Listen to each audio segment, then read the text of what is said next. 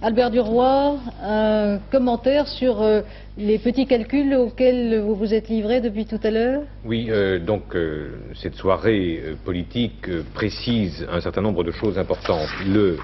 Les deux grands chocs de la soirée, c'est d'abord le choc Le Pen et c'est ensuite le choc d'une baisse très très nette de la gauche et des deux listes qui soutiennent le gouvernement. Le choc Le Pen d'abord, c'est un choc pour tout le monde. Ce n'est pas seulement un choc pour le gouvernement et pour la majorité de gauche, toujours inquiétant de voir une force extrémiste se manifester avec autant d'importance dans la vie politique nationale. C'est aussi un problème pour l'opposition, un double problème même. L'opposition a vu une partie non négligeable de l'électorat d'opposition se reporter sur une autre liste que la sienne, que la liste d'union conduite par Simone Veil.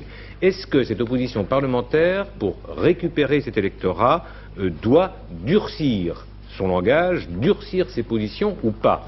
C'est un problème, puisque l'on sait très bien que cette liste d'opposition rassemble des gens qui sont très conservateurs, très à droite, mais aussi des gens qui se situent au centre, voire au centre-gauche, et qui ne seront pas nécessairement d'accord pour durcir leur langage et leur position.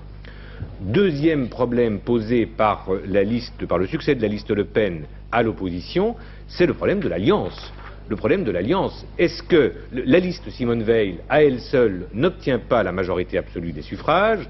Elle l'obtient avec la liste de Jean-Marie Le Pen. Est-ce qu'il faut additionner ou ne pas additionner? Est-ce qu'il faut s'allier ou ne pas s'allier avec Jean-Marie Le Pen? C'est le problème qui, dans les mois qui viennent, pour les élections cantonales, pour les élections sénatoriales, pour les élections surtout législatives, c'est le problème qui se posera aux deux grandes familles politiques d'opposition, RPR et UDF.